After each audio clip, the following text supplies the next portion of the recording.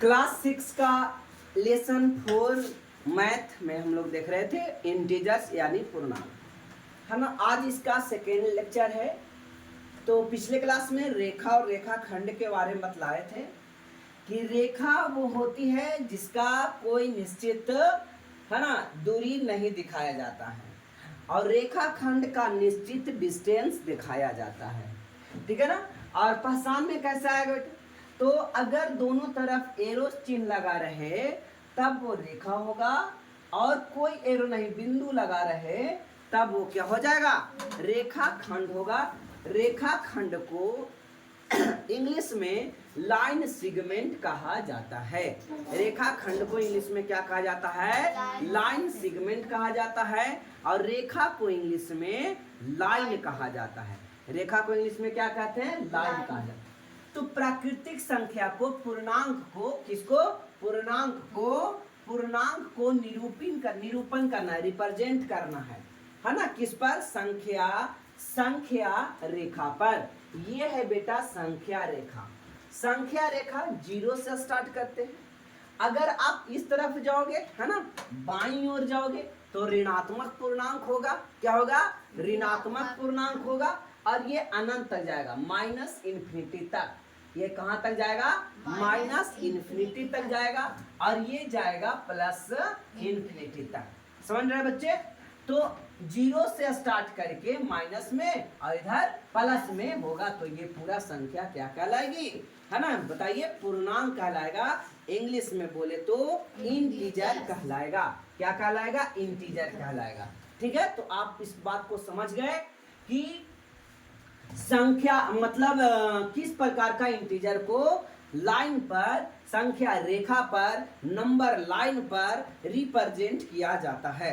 Number line पे किस प्रकार से रिप्रेजेंट किया जाता है इसको आप लोग भली भांति समझ लिए होंगे।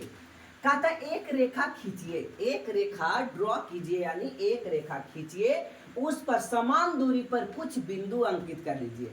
एक रेखा स्केच किया गया, इस पर समान दूरी पर कुछ बिंदु स्केच, जैसा कि ऊपर की आकृति में दिखाया गया है। इनमें से एक बिंदु को शून्य से अंकित कीजिए, जैसा कि इस बिंदु को हमने किससे अंकित किया बच्चे, शून्य को।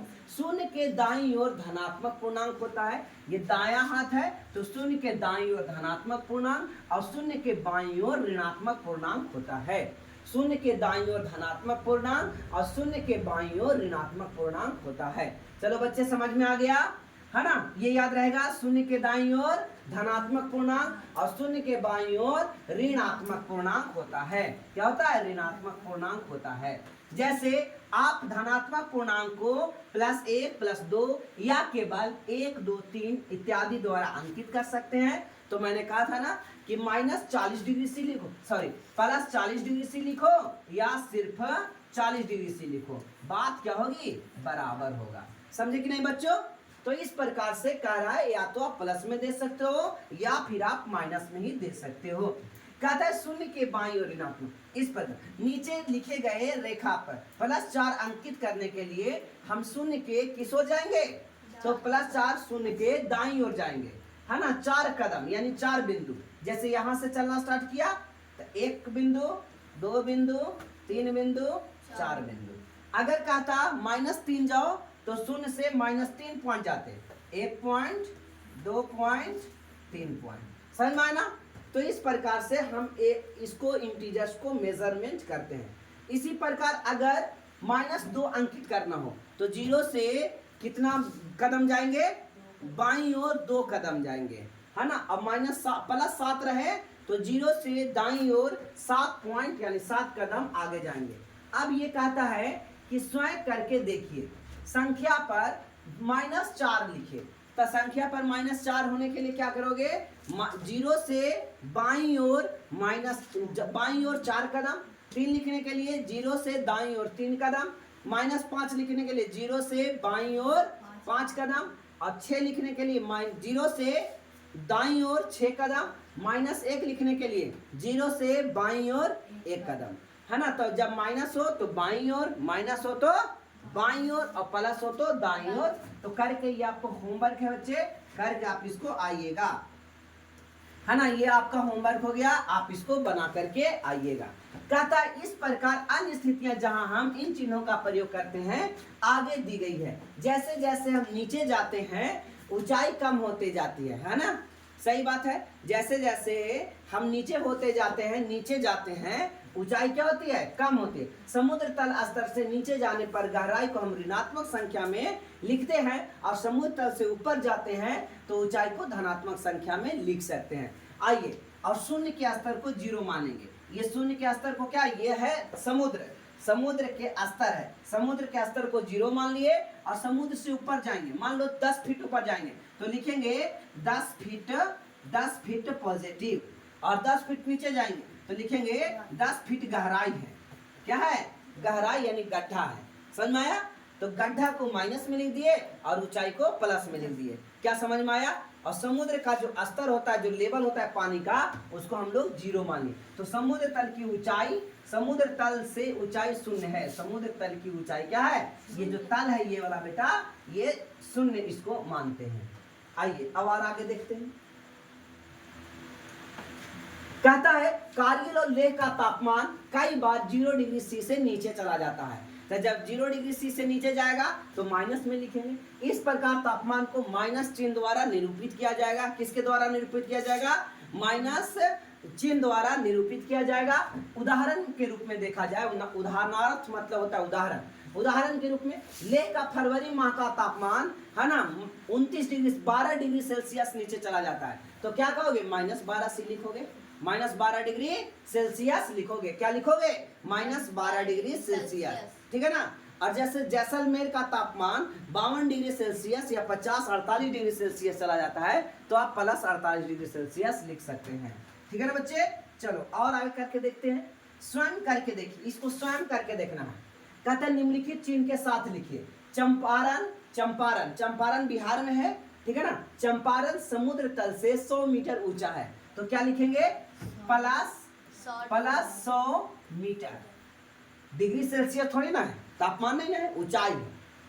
कोलकाता का औसतन तापमान 0 से 32 डिग्री ऊपर है। तो क्या लिखेंगे? +32 डिग्री सेल्सियस। फिर है कुटनर, ये केरल में पड़ता है। कुटनर कहाँ पड़ता है? केरल में। समुद्र तल से ये 2.20 मीटर नीचे है। तो इसको क्या लिखोगे? -2.20 मीटर। समझ में आ रहा है बच्चे? कारगिल हिल, हिल माने पहाड़ी, कारगिल हिल का औसतन तापमान 0 से 40 डिग्री सेल्सियस नीचे है। तो क्या लिखेंगे? -40 डिग्री सेल्सियस। क्या लिखोगे? -40 डिग्री सेल्सियस। बातें समझ में आ रही है बच्चे? अब आइए पूर्णांक की क्रमबद्धता। क्रमबद्धता मतलब क्रम कैसे हम पूर्णांक को देंगे, ठीक है ना। चलिए तो हमने यहाँ मेढक का एक लिया है एग्जाम्पल, है ना। एनसीईआरटी बुक से ये लिया गया है, सॉरी एनसीईआरटी है क्या, बीएससीईआरटी है ना, बिहार पब्लिकेशन का ये बुक है। ये है मेढक नंबर 1, ये है मेढक 1, ये क्या है? मेढक 1, और ये है मेढक 2, है ना। 2 मेढक है यहाँ पे। कितने मेढक हैं? 2, है ना। 2 मेढक हैं। एक मेढक बादल घुमड़ रहे हैं। मेढक का कहना है बादल घुमड़ रहे हैं, लगता है वर्षा आने वाली है, अब कुएं में पानी आएगा, अब कुएं में पानी आएगा। मेढक 2 कहना है जब कुएं में पानी आएगा तो हम ऊपर की सीढ़ी पर बैठकर बात करनी होगी। अगर बात करना है तो कैसे बात करेंगे? ऊपर की सीढ़ी पर। मेढक नंबर 1 कहता है ऊपर कौन सी सीढ़ी पर बैठेंगे? नंबर पूछ रहा है ऊपर सीढ़ी पर अगर बैठ के बात करोगे तो कौन सा सीढ़ी पर बात? यह तो वर्षा पर निर्भर करता है, क्या हम कुएं में पानी को नाप सकेंगे। ठीक है, जैसे कि एग्जाम्पल है, अब वर्षा कम आएगी तो निचला सीढ़ी पर रहेंगे, वर्षा ज्यादा आएगी तो सबसे ऊपर वाला सीढ़ी पर जाएंगे, यही ना होगा। मेढक 2 कहता है हम इस सीढ़ी पर शून्य लगाकर इसके ऊपर वाली सीढ़ी को क्रमशः, है ना, 1 2 3 आदि लिख देंगे, तब हम बता सकेंगे कुएं में पानी कितना आया। जहां हम अभी बैठे हैं या नीचे हैं, यहाँ को हम शून्य मान लेंगे। इस सीढ़ी अभी मान लिया जाए, बेटा देखो ये एक कुआं है, एक कुआं है, इस कुआं में सीढ़ी लगा है, ठीक है ना। चलो कुआं के सीढ़ी को हम ऐसे डिनोट कर देते हैं। अब कुआं में नीचे उतरने के लिए सीढ़ी लगा रहता है, लोहा का रहता है। तब मान लिया जाए इस समय पानी यहाँ है, कहाँ है, यहाँ, तो इसको शून्य मान लिया, है ना। वर्षा जब आएगा तो क्या होगा, ऊपर की ओर 1 2, अब वर्षा नहीं आएगा तो समझ में आ रहा ना। तो वही कहता है कि जहां पे अभी मैं बैठा हूं उसको हम शून्य लगा करके ऊपर वाली सीढ़ियों को 1 2 3 है ना आदि लिख देते, तो हम बता सकते हैं कि कुआं में कितना पानी होगा। मेढक एक कहता है, और हम नीचे वाली सीढ़ियों को क्या करेंगे, माइनस में लिख देंगे, तो गर्मी में हुई पानी की कमी का हिसाब रख सकेंगे। क्या बढ़िया हिसाब रखने वाला ये सब मेढक है, ठीक है ना। कितना गर्मी बढ़ा है इसका हिसाब रखेगा। मान लिया जाए कि ये 2 पर पहुंच गया, कांटा कितना पर पहुंच गया बच्चे, 2 पर पहुंच गया, 2 पर पहुंच गया, तो कहेंगे कि इस बार गर्मी ज्यादा है। और 3 पर पहुंच गया अगर कांटा, यानी पानी इस 3 पर आ गया -3 पर, तो कहेंगे इस बार गर्मी बहुत ज्यादा था। मेढक बात करेगा ना। और अगर 0 पर आ गया तो कहेगा कि इंसान तो गर्मी नहीं आया, समझ ना। तो इस प्रकार वो पानी के स्तर से अपनी दिनचर्या को माप सकता है। तो लिख सकते हैं। आओ आगे सीढ़ियों का मान लिख देते हैं। चलिए सीढ़ी का मान देखो, सीढ़ी का मान लिख दिया। जहां तक पानी था, जहां तक के बच्चे पानी था, नजर आ रहा है, जहां तक के पानी था उसको 0 लेवल मान लिया। क्या मान लिया, 0 मान लिया। जहां तक के पानी था उसको क्या मान लिया, 0 मान लिया। अब पानी के ऊपर वाला को प्लस और पानी के नीचे वाला को माइनस। जब गर्मी आएगा तो पानी सूखेगा तो उसको पता चलेगा। जब बाढ़ आएगा, अब इस बार कितना बारिश हुई है, मान ली 6 तक पहुंच गया तो कहेगा इस बार बहुत ज्यादा बारिश हुई है। और 2 तक पहुंचा तो कहेगा इस बार तो बारिश नहीं हुआ, है ना, बहुत कम बारिश हुआ। तो बताइए इससे क्या पता चल रहा है कि नहीं चल रहा।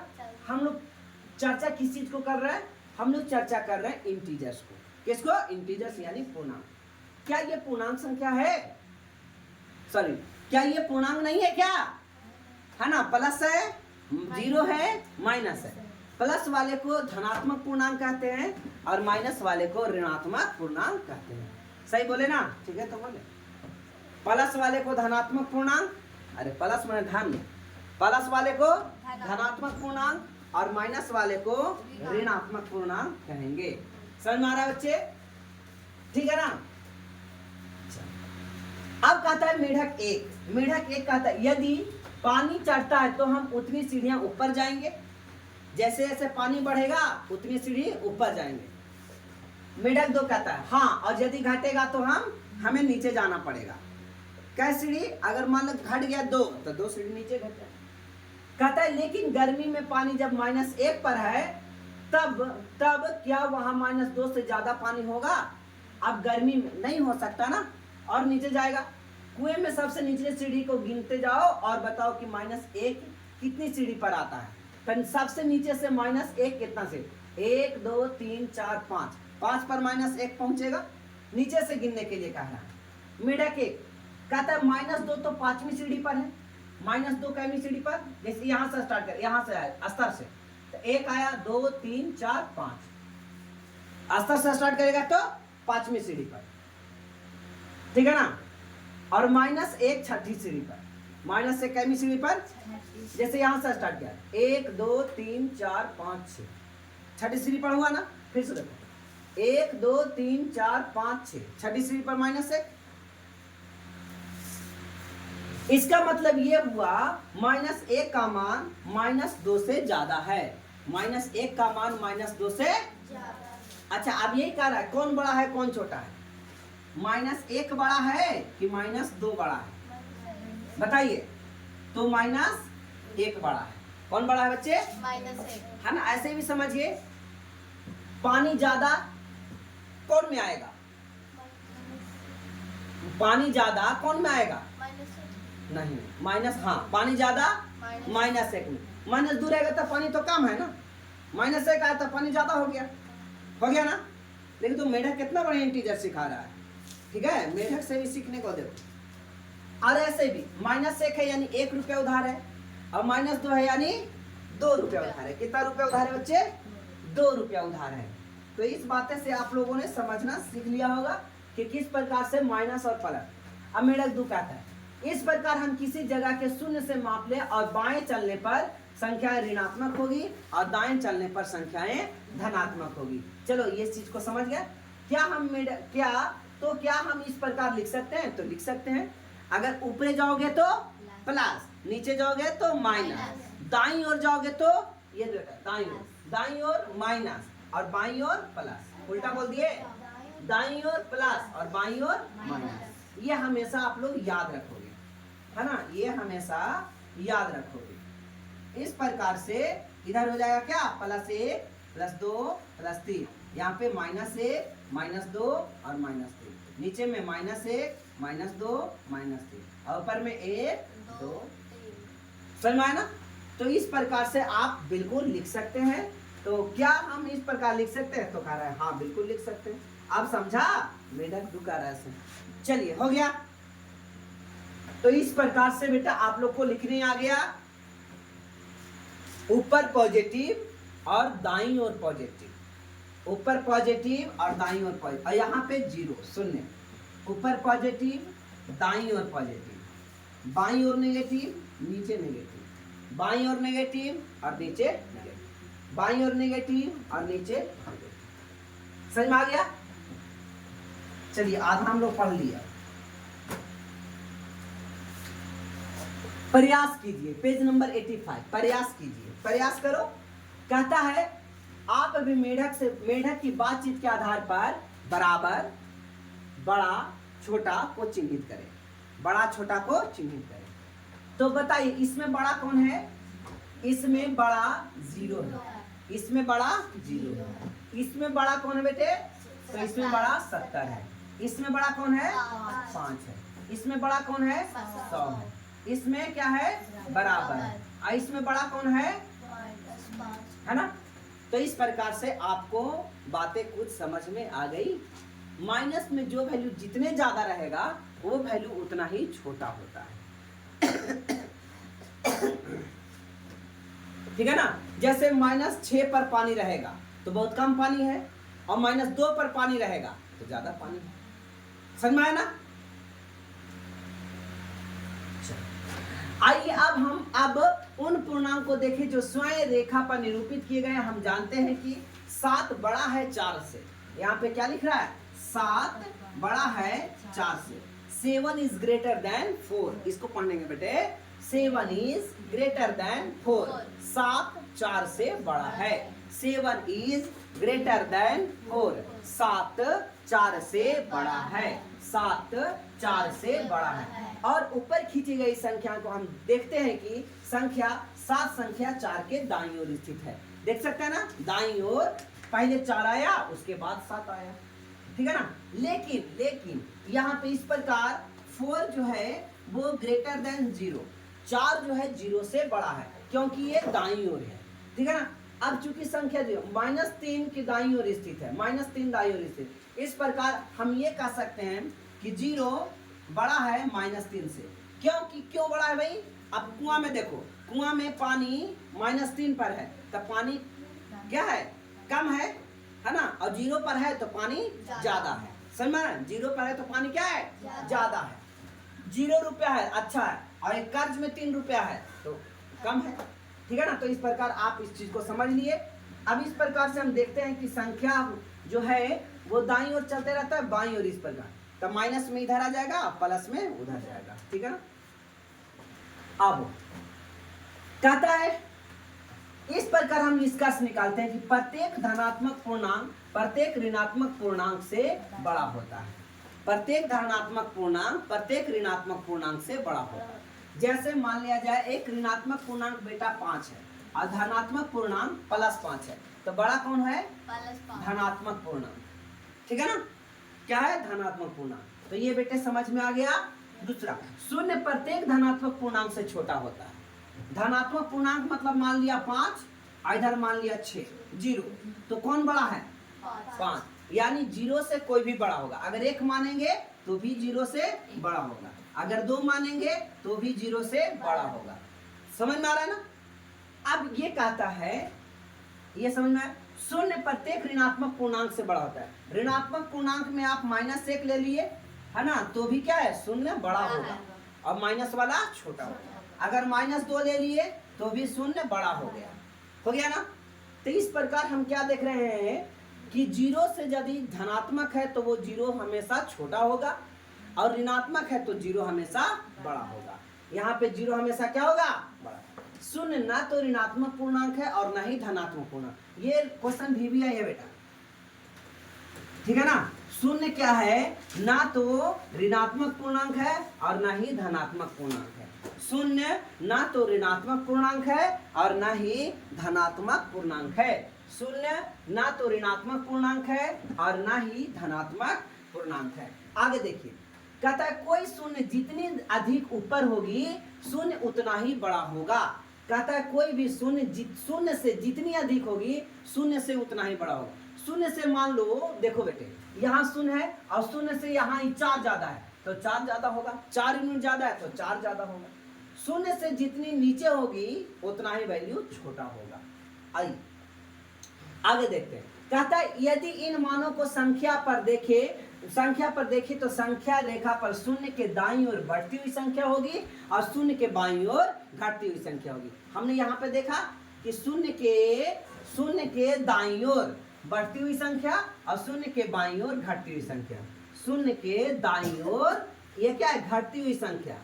शून्य के बाईं ओर घटती हुई संख्या और शून्य के दाईं ओर बढ़ती हुई संख्या। कैसे संख्या, बढ़ती हुई संख्या। बोलो बच्चे, क्लियर है? शून्य से बाईं ओर, शून्य के बाईं ओर, शून्य के बाईं ओर घटती हुई संख्या और शून्य के दाईं ओर बढ़ती हुई संख्या होगी। समझ में आ रहा है बच्चे? तो हम लोग कुल इतना देख लिए, यहाँ तक क्लियर हो गया। अब आगे की ओर देखते हैं। क्या अब इसको बार बार करने की जरूरत है क्या? ऊपर वाला पॉजिटिव, नीचे वाला निगेटिव, है ना। दाईं ओर पॉजिटिव और बाईं ओर नेगेटिव, बाईं ओर नेगेटिव, ठीक है। स्वयं करके देखें। कहता है कि -1 और -2 के बीच कौन सी पूर्णांक संख्या स्थित है? तो माइनस और -b के बीच कोई भी पूर्णांक स्थित नहीं है ना। यहाँ क्या लिखेंगे? कोई भी पूर्णांक नहीं है। क्या? कोई भी पूर्णांक संख्या नहीं है। कोई भी पूर्णांक संख्या क्या है? नहीं है।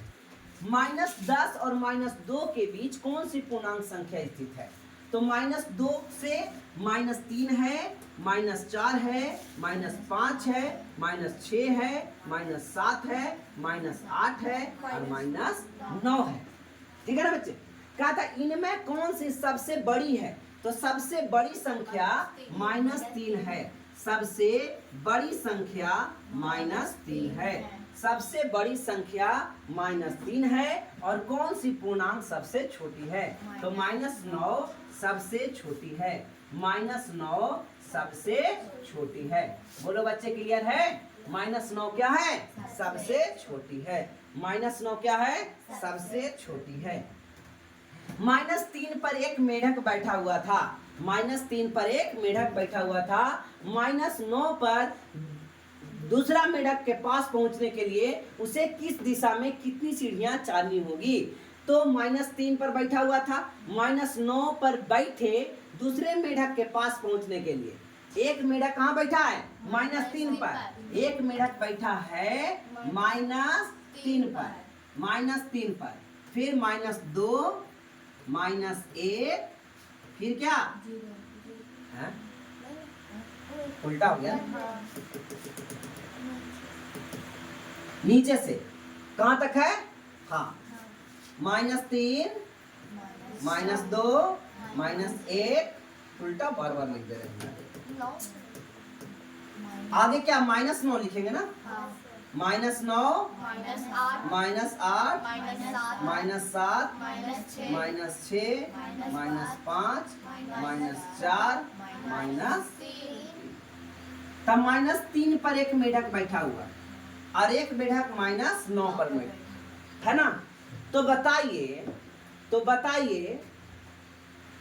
-3 पर मेढक बैठा हुआ है। -3 पर एक मेढक क्या है, बैठा हुआ है। -9 पर बैठे दूसरे मेढक के पास पहुंचने के लिए, -9 पर भी एक मेढक बैठा है, इसके पास, किसके पास, -9 के पास पहुंचने के लिए उसे किस दिशा में जाना होगा, तो उसे नीचे की ओर जाना होगा। किधर जाना होगा, नीचे की ओर जाना होगा। किधर जाना होगा बच्चे, नीचे की ओर। कितनी सीढ़ियां चलनी होगी, तो नीचे की ओर 1 सीढ़ी, 2 सीढ़ी, 3 सीढ़ी, 4 सीढ़ी, 5 सीढ़ी, 6 सीढ़ी, तो 6 सीढ़ियां चलनी होगी। कितने सीढ़ियां चलनी होगी बेटे, 6 सीढ़ियां चलनी होगी। कितनी सीढ़ियां, 6 सीढ़ियां चलनी होगी। नीचे की ओर 6 सीढ़ियां चलनी होगी। यदि हम संख्या 6 के ऊपर 4 कदम चले, 6 के ऊपर 4 कदम चले, तो वो किस संख्या पर पहुंचेगी, आप लोग बताइए, बताइए। -6 के ऊपर 4 कदम चले,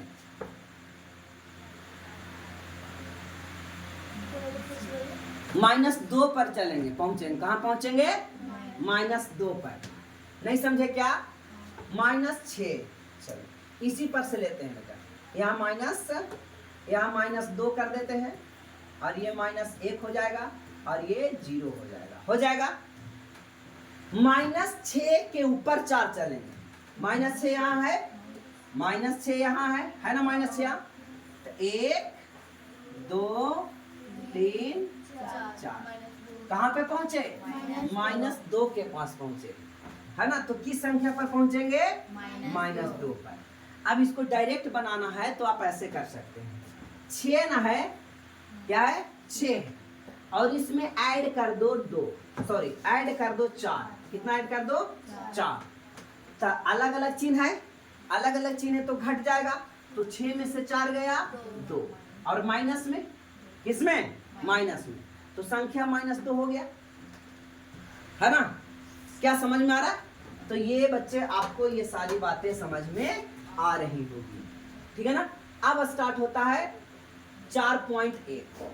अब आपको बनाने के लिए बहुत आसान होगा, है ना। लगभग 70 से 80% क्वेश्चन तो अब डायरेक्ट बनेगा। कहता निम्नलिखित में प्रयुक्त संख्याओं को उचित चिन्ह लगाकर पूर्णांक के रूप में लिखें। तब पारा 0 से 4 डिग्री सी नीचे है, तो क्या लिखोगे, -4 डिग्री सेल्सियस। एक हवाई जहाज 1100 मीटर की ऊंचाई पर उड़ रहा है, 1100 मीटर की ऊंचाई पर उड़ रहा है, कितना, 1500 मीटर। क्या लिखोगे, प्लस में 1500 मीटर लिखेंगे ना। 1000 यानी 1500, 1500 मतलब 1500 मीटर ऊंचाई पर उड़ रहा है।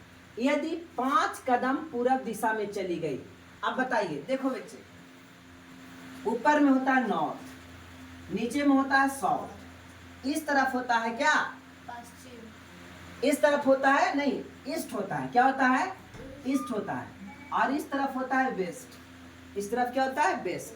हम यहाँ पे थोड़ी ना दर्शाएंगे, हाँ, बोर्ड पर है ना। भारत के मैप बनाते हो ना, याद करो, भारत के मैप बनाते हो तो इस तरफ क्या होता है, पश्चिम होता है ना। ऐसा बंगाल की खाड़ी पूरब में, तो इधर क्या लिखते हो, ईस्ट लिखते हो, इधर क्या लिखते हो, वेस्ट लिखते हो। नीचे क्या होता है, साउथ होता है, ऊपर क्या होता है, नॉर्थ होता है। ऊपर क्या होता है बच्चे, नॉर्थ होता है। तो इस प्रकार से कह रहा है कि अब यदि 5 कदम पूरब दिशा में चली हुई है, तब पूरब इधर है, पूरब इधर है, ठीक है ना। 5 कदम, यदि 5 कदम पूरा दिशा में चली गई दूरी को +5 से व्यक्त करते हैं, तो 5 कदम पश्चिम दिशा में चली गई दूरी को पूर्णांक में, पूर्णांक किस पूर्णांक से व्यक्त करेंगे, 0 से। किससे, 0 से। जैसे यहाँ देखो बच्चा, यहाँ 0 होगा, यहाँ पे 1 होगा, यहाँ पे 2 होगा, यहाँ पे 3 होगा, यहाँ पे 4 होगा, और यहाँ पे 5, ठीक है। तब +5 है ना, यहाँ पे क्या है, +5। अब +5 इधर पूरब की ओर चला। अब कह रहा है 5 कदम पश्चिम की ओर चलो। चलिए चलते हैं 5 कदम पश्चिम की ओर। 1 कदम, 2 कदम, 3 कदम, 4 कदम, 5 कदम। तो आंसर क्या मिला? यहाँ 0 से व्यक्त करेंगे। 0 भी एक क्या है? इंटीजर है, यानी पूर्णांक है।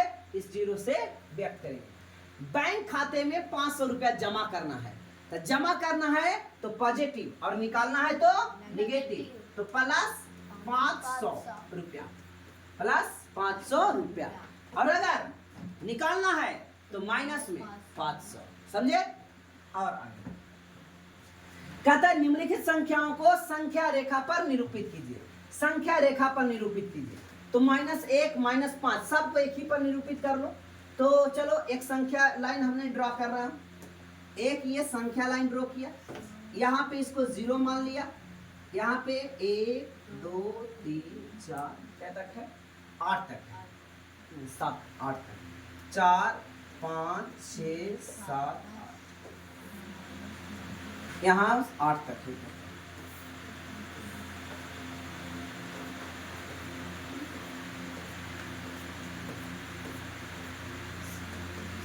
-8, -7, 8 ऐसे निकालें। -6, -5, -4, -3, -2, -1, 0, +1, +2, +3, +4, +5, +6, +7 और प्लस। ठीक है? -1 को निरूपित कीजिए। तो आंसर कहां पे आएगा? -1 का आंसर यहाँ पे आएगा। 1 का आंसर हो गया +5। +5 कहाँ आएगा? यहाँ पे आएगा। 2 का आंसर हो गया 4, -4 यहाँ पे आया, है ना? -7, +7 तो +7 यहाँ पे आया। ठीक है बच्चे? और -8 यहाँ पे आया। क्या समझ में आ गया? तो इस प्रकार से यहाँ में कहता है कि दिए गए नीचे दिए गए चित्र में एक संख्या रेखा को दिखाइए जो पूर्णांक को निरूपित करती है। एक संख्या रेखा को दिखाइए जो किसको निरूपित करती है? पूर्णांक को निरूपित करती है।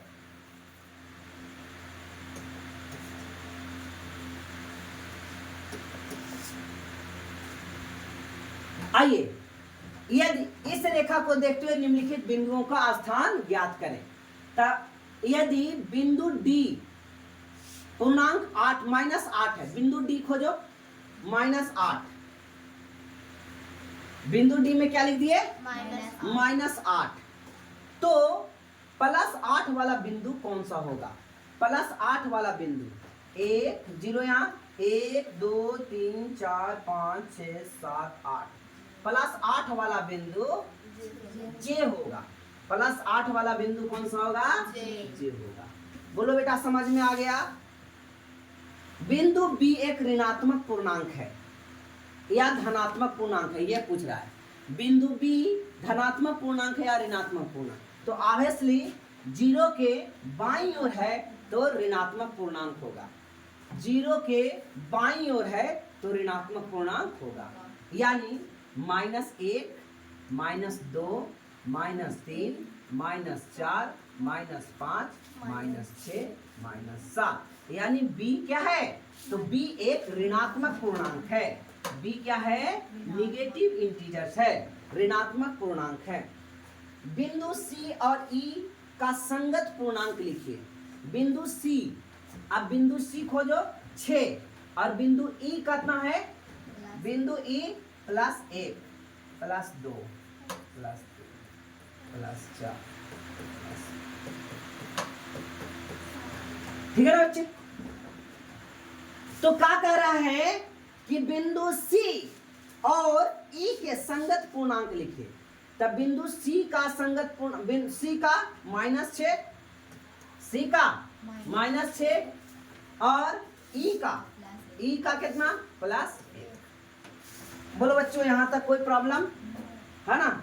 आई होप आपको कोई दिक्कत नहीं। आगे इस संख्या रेखा पर अंकित बिंदुओं का सबसे कम मान कौन सा है? किसका मान सबसे कम है? तो सबसे कम मान D का है। सबसे कम मान किसका है? D का। सबसे कम मान किसका है? क्या सबसे कम मान किसका है बच्चे? तो सबसे कम मान डी का है -8। सभी बिंदुओं को उनके मानों को घटते क्रम में लिखिए। सभी बिंदुओं को उनके मानों को घटते क्रम में लिखिए। तो सभी घटते क्रम में लिखना है। तो आगे सबसे बड़का लिखोगे तो सबसे बड़का कितना हो जाएगा? +8। 8 के बाद 7, 7 के बाद 6, 6 के बाद 5, 5 के बाद 4, 4 के बाद 3, 3 के बाद 2, 2 के बाद 1, 1 के बाद 0, 0।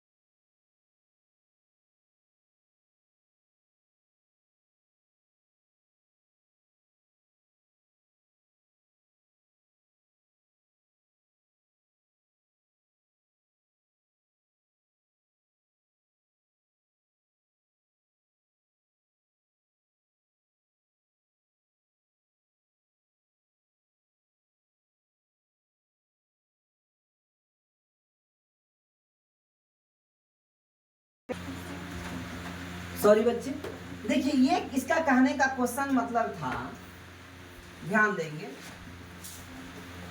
क्या मतलब है। ये देखिए कह रहा है कि दाईं ओर कौन है। तो अगर हम एक लाइन पर ड्रॉ करेंगे तो आगे 3 आएगा, फिर 4 आएगा, 5 आएगा, 6 आएगा, 7 आएगा, ऐसे आएगा ना। 3, 4, 5, 6। तो दाईं ओर कौन है? तो दाईं ओर 7 है।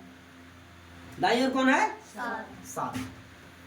यहाँ दाईं ओर कौन है ना? तो आंसर हो जाएगा -5। क्यों? कैसे? देखो इस नंबर लाइन है, मान के चलो ये नंबर लाइन है, 0 है ये। अब 0 के बाद क्या आएगा? -1, -2, -3, -4, -5, कहाँ तक था? -6 और एक और क्या आया? -7।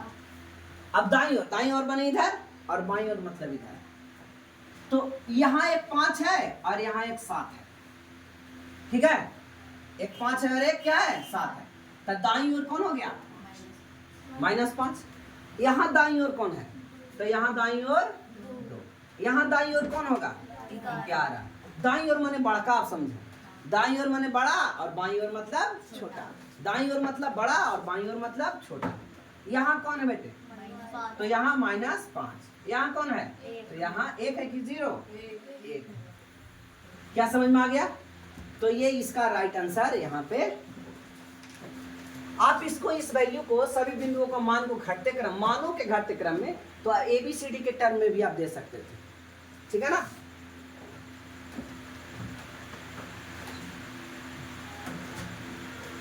नीचे दिए गए युग्म पूर्णांक के सभी पूर्णांक बढ़ते क्रम में लिखे। बढ़ते क्रम, नीचे दिए हुए युग्म को पूर्णांकों के बीच कौन कौन है? सभी पूर्णांकों को बढ़ते हुए क्रम में। तब बढ़ते हुए क्रम में पहले सबसे छोटा, बढ़ते हुए क्रम में क्या? पहले सबसे छोटा। तो सबसे छोटा 1 और 8 के बीच में -7 आएगा। क्या आएगा बच्चे? -7 आएगा। बोलो क्या आएगा? -7। -7 के बाद क्या आएगा? -6। -6 के बाद -5, -5 के बाद -4, -4 के बाद -3, -3 के बाद -2, -2 के बाद -1, -1 के बाद 0 और 0 के बाद 1। तो 1 तो नहीं लिखना है ना, है ना? 0 तक के लिखना है। समझ में आ रहा है? लिख लीजिएगा। अगला कहता है कि -6 और 6 के बीच लिखिए। तब कहां से स्टार्ट करेंगे? -5, -4, -3, -2, -1 और 0 -0 0, उसके बाद 1, उसके बाद 2 3 4 5, बस ना। -9 और 15 के बीच लिखे, तब -14 -13 -12 -11 -10 और -9 तो नहीं ना लिखाता है ना, इसके बीच लिखना है, तो इसके बीच में -21 और 30 के बीच लिखे, तो क्या लिखोगे? -29 -28 -27 -26 -25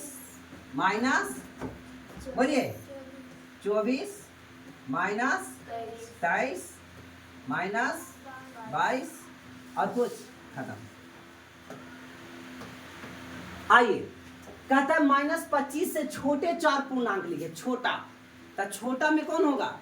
-25 से भी छोटा, तब -25 से छोटा हो जाएगा -26, है ना, -27 -28 -29, चारों हो गया ना।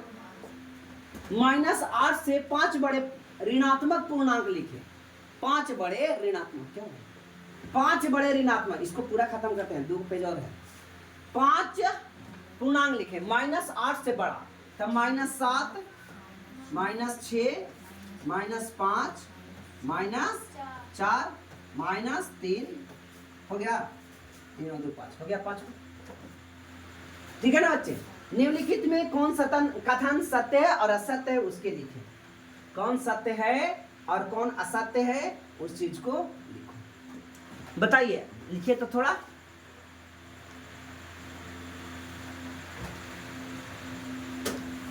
कहता है संख्या रेखा पर शून्य के बाईं ओर ऋणात्मक संख्या होती है।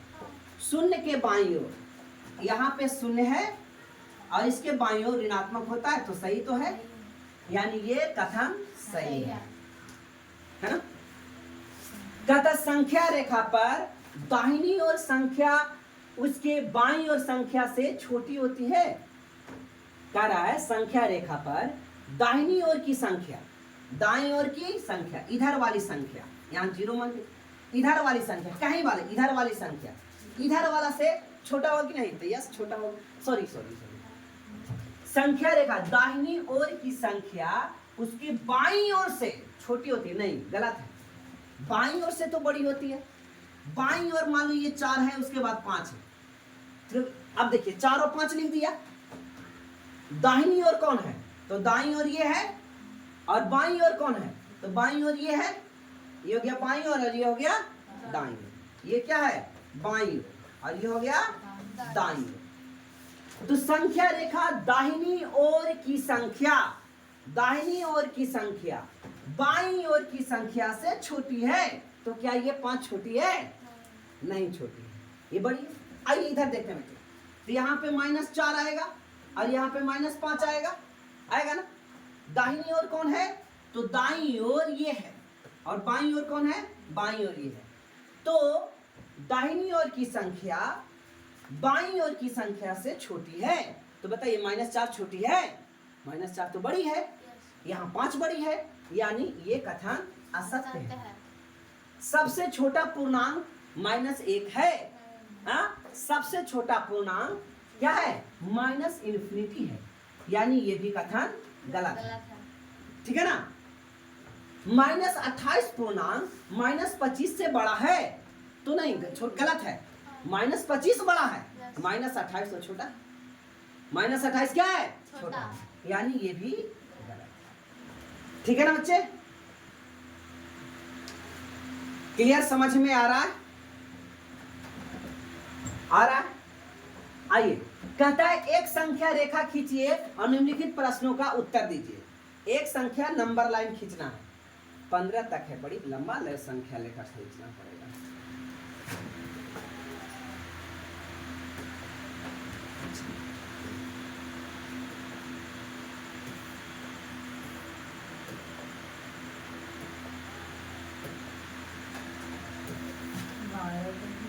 हाँ, उससे मतलब नहीं, लाइन में बड़ा खिंचाएगा। ये हो गया लाइन। यहाँ पे हमने मान लिया माइनस में 15 तक है, प्लस में ज्यादा है क्या? ज्यादा नहीं है, तो छोटा प्लस में। यहाँ करते हैं बेटा जीरो, क्या? जीरो। 1 2 3 4 5 6 7 8 9 10 11 12 13 14 15 है ना? एगो 16 भी मान लो, चलो इतना तक कर दो। तो यहाँ क्या लिखोगे? -1 -2 -3 -4 -5 -6 -7 -8 -9 -10 -11 -12 -13 -14 और -15। इधर लिखो, ज्यादा से ज्यादा 5 तक है। 1 2 3 4 5। 1 2 3 4। ठीक है बेटी, नंबर लाइन है तो इसको ऐसे एरो से दिखाएंगे। कहूँ चक्कर आ रहा? हाँ? सरकारी स्कूल है क्या? सब कुछ चक्कर आता है? कोई दिक्कत नहीं, अपने आप ठीक हो जाएगा 10 मिनट में। यदि हम 5 -5 के बाईं और 5 कदम चले, चलो बेटे चलो, तो किधर चलना है? पहले -5 खोलो, यहाँ है बाईं ओर चलना है, तो बाईं ओर इधर और दाईं ओर आगे, बाईं ओर 5 कदम। 1 2 3 4 5। तो क्या हो गया? -10। तो किस संख्या पर पहुंच जाएंगे? तो -10 पर पहुंचेंगे। किस संख्या पर पहुंचेंगे? -10। अब आइए, कहता है कि +2 के प्लस और बढ़ाना पड़ेगा।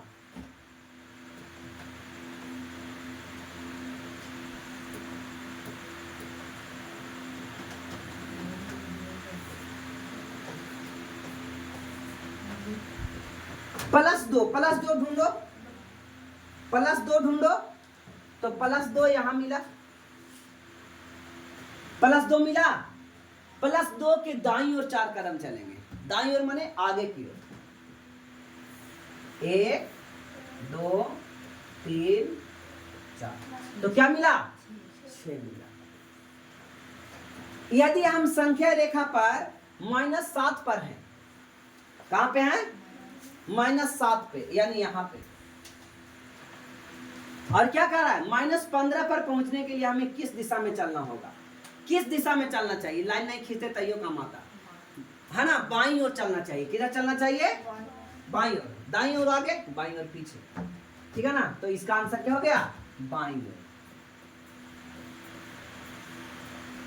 यदि हम संख्या रेखा -4 पर है और +3 पर पहुंचना है, -4 पे है, -4 पे है और +3 पर पहुंचने के लिए किस दिशा में चलनी चाहिए? तो कितना अच्छा कई यूनिट चलना चाहिए? 1 2 3 4 5 6 7 यूनिट चलेंगे। कितना यूनिट? 7 यूनिट। हाँ हाँ, दिशा में है, इसलिए आंसर क्या हो जाएगा? दाईं ओर। क्या हो जाएगा? दाईं ओर। अब आइए नेक्स्ट क्वेश्चन, कहता है पानी के जमान बिंदु 0 -0 डिग्री सी दर्शाया जाता है। कहता है यदि माउंट आबू पर, माउंट आबू कहाँ है पता है किन्हीं को? माउंट आबू राजस्थान में है। माउंट आबू कहाँ है? राजस्थान में है। ठीक है ना? माउंट आबू राजस्थान में है।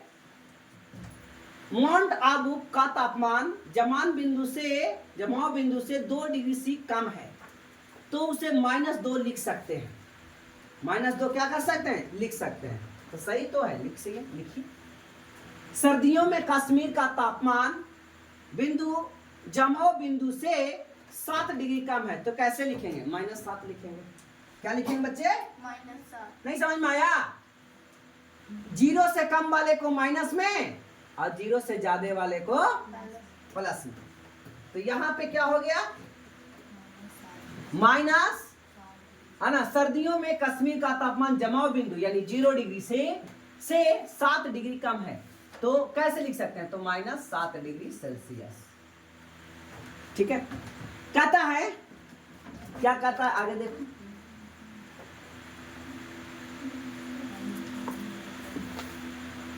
कहता है यदि युग्म में कम तापमान पर गोला लगाइए, कम तापमान पर गोला लगाइए, तो कम तापमान कौन है बताइए, गोला लगाइए, तब 20, यहाँ कम तापमान कौन है -4, यहाँ कम तापमान कौन है -3, यहाँ कम तापमान कौन है -12, है ना।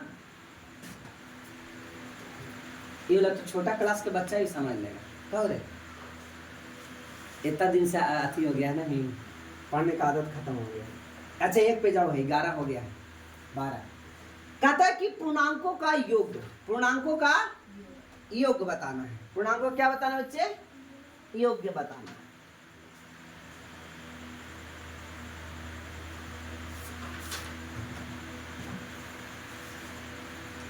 अच्छा ये अति खत्म हो गया एक्सरसाइज, ठीक है ना, थ्योरी है। कहता है सिद्धार्थ ने छत पर जाने के लिए सीढ़ियों की संख्या धनात्मक पूर्णांक माना और गोदाम में नीचे जाने के लिए ऋणात्मक। ऐसा भी साहब गोदाम नीचे रहता है, ठीक है ना, और दुकान ऊपर रहेगा और दुकान के ऊपर है। अब ये मान लो गोडाउन है, नीचे गोडाउन हो गया और यहाँ ऊपर से छत है, तो कहता है सिद्धार्थ ने छत पर जाने के लिए सीढ़ियों की संख्या को धनात्मक पूर्णांक माना और गोदाम पर नीचे जाने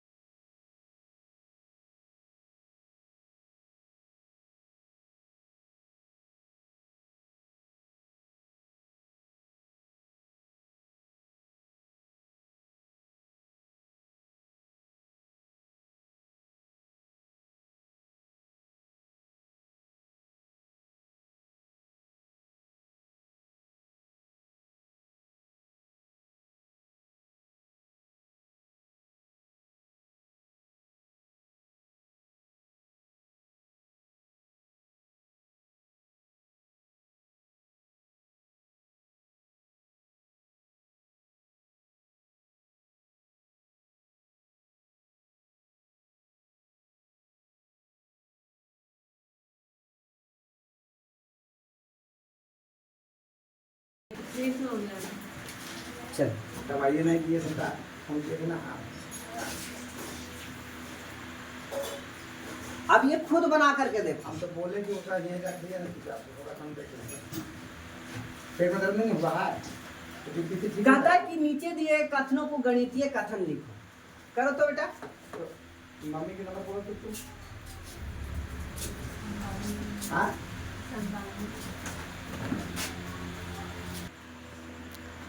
चलिए तो बताइए, कहता है कि भूमि तल से 5 सीढ़ी नीचे चलिए, तब -5 चलेंगे, और वहां से फिर 12 सीढ़ी ऊपर चलिए, आगे 5 सीढ़ी नीचे जाओ। ये मान लो बेटा भूमि तल है, ठीक है, 5 सीढ़ी नीचे, 1 सीढ़ी नीचे चलते हैं, 1 सीढ़ी यहां, 2 3 4 5, पहुंच गए 5 सीढ़ी पर। अब फिर क्या सीढ़ी ऊपर जाना है, 12 सीढ़ी ऊपर, तो यहां से यहां तो ये थे 1 2 3 4 5 6 7 8 9 10 10 11 12 ना, यहाँ आ गया, यहाँ आया तो 12 सीढ़ी ऊपर चलिए, ठीक है ना। तो 12 सीढ़ी ऊपर चल के दिखा दिए। अच्छा पूछेगा कायमा स्थान पर चले होंगे, कौन नंबर सीढ़ी पर चले होंगे। अगर इसको 0 नंबर सीढ़ी माने होंगे तो इधर -1 होगा और यहाँ +1 होगा ना। तो कैमा सीढ़ी पर आए होंगे तो कुछ नहीं करना है, घटा -5 और +12 कितना आया, +7 आया। यानी 7वां सीढ़ी पर आप पहुंचेंगे। पहला, दूसरा, तीसरा, चौथा, पांचवा, छठा, 7वां आ गया ना। 7वां सीढ़ी पर आप ऊपर पहुंचे, +7 आया, इसका मतलब 7वां सीढ़ी पर। भूमि तल से 4 सीढ़ी ऊपर चलिए। तो 4 सीढ़ी ऊपर चलो, 1 2 3 4 ऊपर चलिए और फिर 6 सीढ़ी नीचे आइए। तो कैमा सीढ़ी पर आए होंगे बताइए तो, माइनस दूसरा सीढ़ी पर होगा। कैसे, भूमि तल से 4 सीढ़ी ऊपर यानी प्लस में 4 और 6 सीढ़ी नीचे आइए तो माइनस में 6। अब बनाइए इसको, तो 6 में से 4 गया 2 तो -2, तो यानी माइनस दूसरा सीढ़ी पर है। अब ये क्वेश्चन है, भूमि तल से 7 सीढ़ी नीचे चलिए तो -7 और वहां से 7 सीढ़ी ऊपर, 8 सीढ़ी ऊपर चलिए तो 8 सीढ़ी। तो पहला कैमा सीढ़ी पर होंगे, +1वां सीढ़ी पर होंगे। भूमि तल से 1 सीढ़ी ऊपर होंगे, है ना। सिद्धार्थ ने मोहन को चलने के अनुसार संख्या लिखी है। तो अब यहाँ पे संख्या लिखना है, तो लिख दोगे क्या है। सिद्धार्थ ने मोहन के चलने के अनुसार संख्या लिखने का प्रयास किया। सिद्धार्थ ने कुछ गलतियां किया, क्या आप उसके उत्तर को जांच कर सकते हैं, उस गलतियां को सही कर सकते हैं। यस, यहाँ पे -5 है और यहाँ पे करे 5 सीढ़ी नीचे गया और 12 सीढ़ी ऊपर गया तो -17 सीढ़ी हो ही नहीं सकता। हो सकता ये होता कितना, +7 सीढ़ी यानी 7 सीढ़ी ऊपर होता। ये कह रहा है 4 सीढ़ी नीचे गए, नहीं सॉरी 4 सीढ़ी ऊपर गए और ऊपर जाके 6 सीढ़ी नीचे आ गए तो कैमा सीढ़ी पर होंगे, माइनस दूसरा सीढ़ी पर होंगे। यानी ये भी गलत कर दिया। 7 सीढ़ी नीचे गए और 1 सीढ़ी ऊपर आ गए, ये सही है क्या। 8 सीढ़ी ऊपर गए यानी ये सही। ठीक है, अब बताइए, खत्म हो गया बस ये लास्ट प्रश्नावली 4.2 में संख्या रेखा का प्रयोग करते हुए वह पूर्णांक ज्ञात कीजिए। संख्या रेखा को प्रयोग करते हुए पूर्णांक ज्ञात कीजिए। तो संख्या रेखा का प्रयोग करना, 5 से 3 अधिक, तो 5 से 3 अधिक 8 होगा और -5 से 5 अधिक 0। जो डायरेक्ट, लेकिन ऐसे नहीं बनाना है, संख्या रेखा पर बनाना है। ऐसे लाइन खींच के 5 बनाओगे।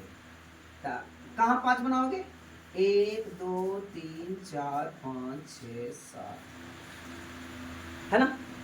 पहले कहाँ 5 पर है, 1 2 3 4 5 6 7, पहले कहाँ पे है 5 पर, 3 अधिक 1 अधिक 2 अधिक 3 ऐसे दिखाना है। क्या बन जाएगा, -5 से 5 अधिक, तब -5 इधर होगा 0, -1 -2 -3 -4 और यहाँ पे -5। क्या है बेटा, -5। तब -5 से 5 अधिक, 1 अधिक 2 अधिक, अधिक माने उधर जाना है, अब कम मतलब पीछे, 1 अधिक 2 अधिक 3 अधिक 4 अधिक 5 अधिक, ऐसे नंबर लाइन पर देना है। ठीक है, 2 से 6 कम, तो 2 है यहाँ पे, 6 कम, कम माने पीछे, -1